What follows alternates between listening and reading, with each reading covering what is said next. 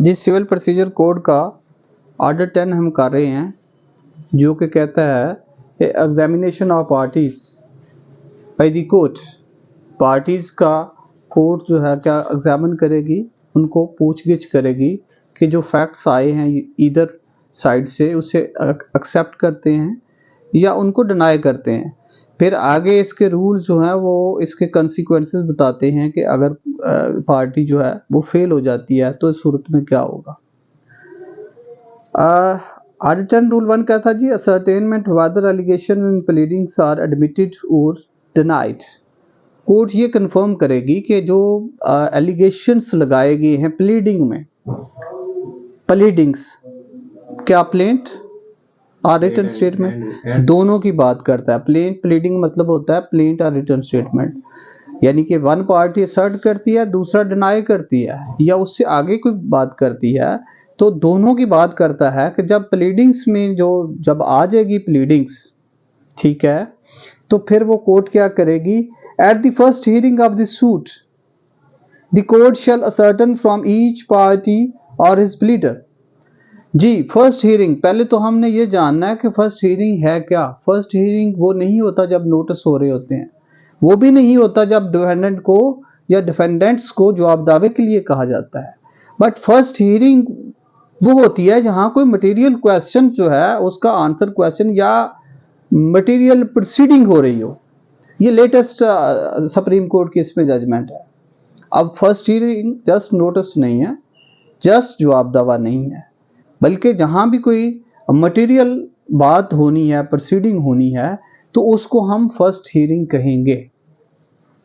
तो इस एक फर्स्ट हियरिंग पे काफी सारे लॉ हैं और जजमेंट हैं कि फर्स्ट हियरिंग है क्या। At the first hearing of the suit, यानी कि जब प्लेंट आता है उसके बाद जवाब दावा आता है, और जवाब दावे के बाद कोई अगर मटेरियल काम प्रोसीडिंग काम हो रहा है तो कोर्ट क्या करेगी? उन दोनों ईच पार्टीज को पूछेगी, 2 4 जितनी भी पार्टी हैं, और हिज प्लीडर या उनके प्लीडर से, फ्री कैन से पूछेगी या उनके प्लीडर से, वकला से पूछेगी, whether he admits or denies such allegation of facts as are made in the plaint or written statement if any। अब यहां उसने क्लैरिफाई कर दिया कि प्लीडिंग क्या है, प्लेंट और रिटन स्टेटमेंट दोनों में जो एलिगेशन लगाए गए हैं, क्या उनमें कोई पोर्शन वो एक्सेप्ट करते हैं या डिनाई करते हैं। अब मकसद क्या है कि जो पोर्शन एक्सेप्ट या डिनाइल होता है तो ये पता चलता है और ट्रायल जो है स्ट्रेट फॉरवर्ड उन मटेरियल फैक्ट्स की तरफ चला जाता है। जो कंफ्यूज चीजें हैं, वेग इश्यूज हैं, गैर मुबहम ऐसे मामलात हैं, उनकी तरफ एविडेंस जाने की, शहादत जाने की, इशू फ्रेम करने की जरूरत नहीं रहती। और उस हद तक जहां वो एडमिट हो जाता है या कोई पार्टी कर लेती है तो उस हद तक दावा मतलब तस्लीम किया जाता है, और बाकी की हद तक उसको आगे ट्रायल जो है वो चलता है और उस पर इशू फ्रेम होते हैं और एविडेंस आती है। तो समराइज करना मकसद है इसमें।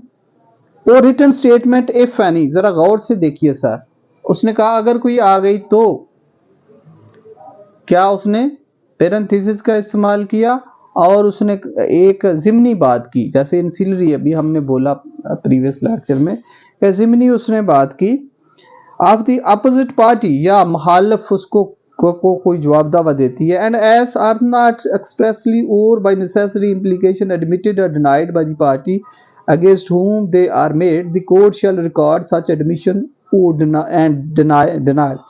अब वो कहता है कि अगर कोई पार्टी इसको एडमिट करती है तो फिर भी लिखेगी, अगर डिनाई करती है तो फिर भी लिखेगी, और इसके बारे में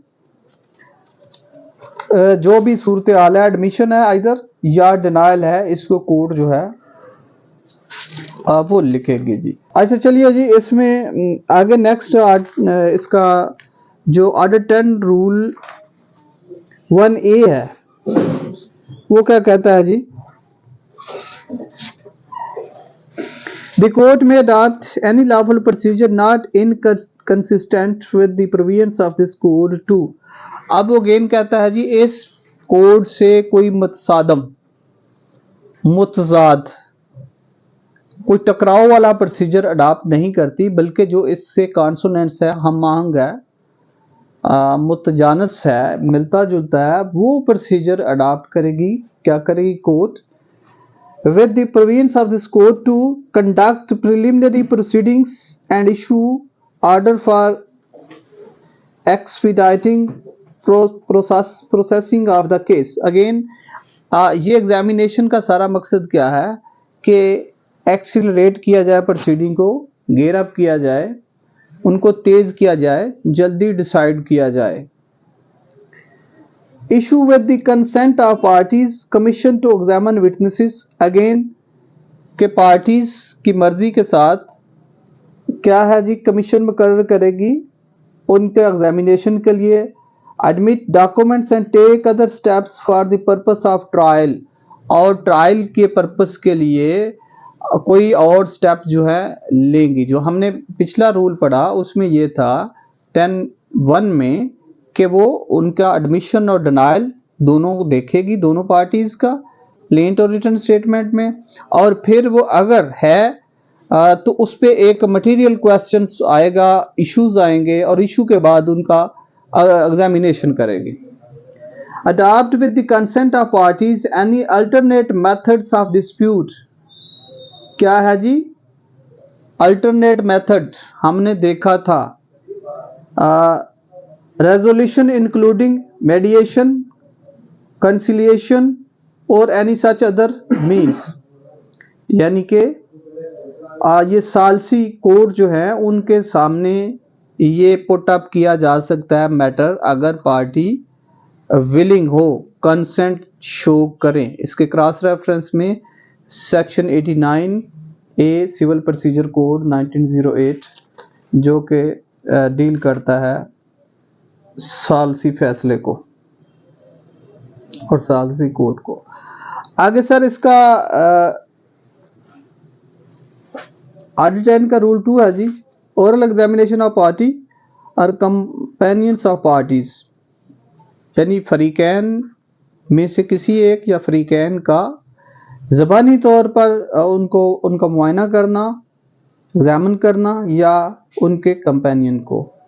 at the first hearing of the suit, again first hearing की बात करता है इब्तिदा में ही, और एट एनी सब्सिक्वेंट हियरिंग्स, या उसके बाद भी कोर्ट कर सकती है, जहां भी पार्टी आमतौर पर ऑप्ट करें, विलिंगनेस शो करें, इस ऑप्शन में जाएं कि वो डिस्प्यूट रिजॉल्व करना चाहती हैं थ्रू आर्बिट्रेशन।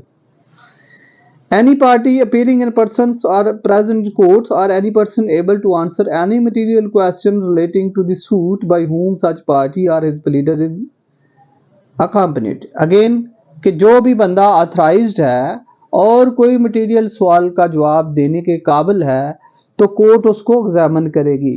आगे शैल का लफ्ज है जी, shall be examined orally by the court, court उसे ज़बानी तौर पर आंसर क्वेश्चन के तौर पर भी उसे कह सकती है।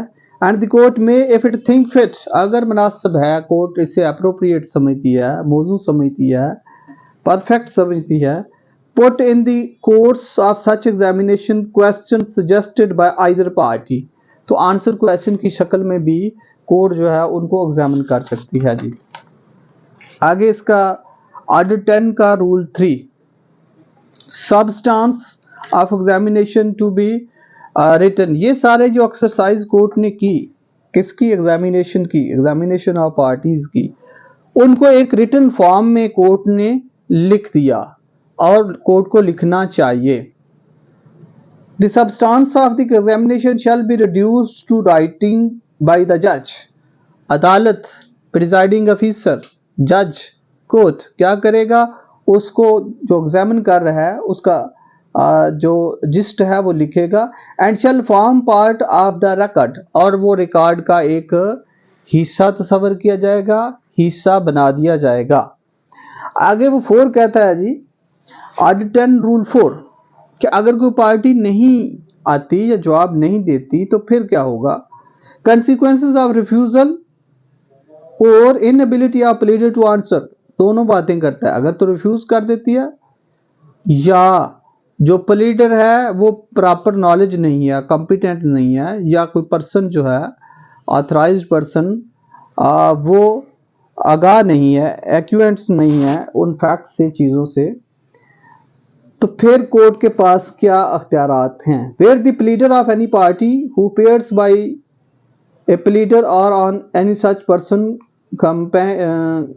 accompanying a pleader as is referred to in rule 2। हम प्रीवियस रूल 2 में हमने देखा कि उसने कहा कि जो बंदा उसके साथ भी है या ऑथराइज भी है, रिफ्यूजेस क्या करता है, इनकार कर देता है, किससे, or is unable to answer any material question. यहाँ याद रखिएगा मटेरियल क्वेश्चन की बात है, मटेरियल फैक्ट से ही इशू फ्रेम होते हैं, मटेरियल प्रोसीडिंग ही डेट ऑफ हियरिंग है। लफ्ज मटेरियल का सिविल प्रोसीजर कोड ही इस्तेमाल इंट्रोड्यूस कर रहा है बार बार, और यही बात रखता है। Or is unable to answer any material question relating to the suit which the court is of opinion that the party whom he requested urged to answer। अब कोर्ट ये समझ रही है कि ये जो सवाल है इस पार्टी को इसका जवाब देना चाहिए, और ये डेलिबरेटली नहीं दे रही, अनेबल है या रिफ्यूज कर रही है।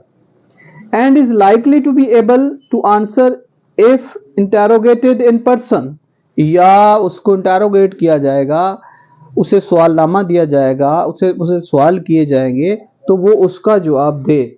The court may postpone the hearing of the suit to a future day and direct that such party shall appear in person on such day. यहां तो है कि अगर उसका ऑथराइज्ड एजेंट्स, नेक्स्ट फ्रेंड्स या प्लीडर जो है प्रॉपर वो आंसर नहीं देता, जो मटेरियल आंसर है उसे देना चाहिए, तो फिर कोर्ट क्या करेगी, इन पर्सन पार्टी को कॉल कर लेगी। आगे चलता है जी, इसके पिनल कंसिक्वेंसेस के बारे में बात करता है कि अगर बहुत सूरत में या तो वो रिफ्यूज कर देता है जवाब देने में, या अनएबल टू आंसर है, इनकेपेबल नहीं है उस सवाल का मटेरियल जवाब देने में, तो फिर कोर्ट के पास क्या अख्तियार आते हैं। If such party fail without lawful excuse to appear in person on the day so appointed. अब एक डे मुकर्रर कर दिया गया, मखसूस दिन, और डेलिबरेटली पार्टी उस दिन अदालत में हाजिर नहीं होती, ठीक, नोइंगली कि ये दिन है और उसके पास कोई वैलिड एक्सक्यूज भी नहीं है। द कोर्ट में प्रोनाउंस जजमेंट अगेंस्ट हिम, बहुत हार्श कंसिक्वेंसेस भी हो सकते हैं कि कोर्ट समझती है कि ये डेलिबरेटली, इंटेंशनली पार्टी अवॉइड कर रही है, प्लीडर अवॉइड कर रहा है इन पर्सन अपेयर होने में और मटेरियल क्वेश्चन का जवाब देने में, तो कोर्ट क्या करेगी, एट वंस जजमेंट प्रोनाउंस कर देगी। और make such orders in relation to the suit as it thinks fits, या अदरवाइज सूट में फर्दर प्रोसीडिंग करते हुए कोई भी मुनासिब ऑर्डर जो है कोर्ट जो है उसमें कर सकती है। तो यहाँ तक आज का हमारा है वो ऑर्डर 10 रूल 4 तक। नेक्स्ट में हम इसको करेंगे जी डिस्कवरी एंड इंस्पेक्शन ऑर्डर 11।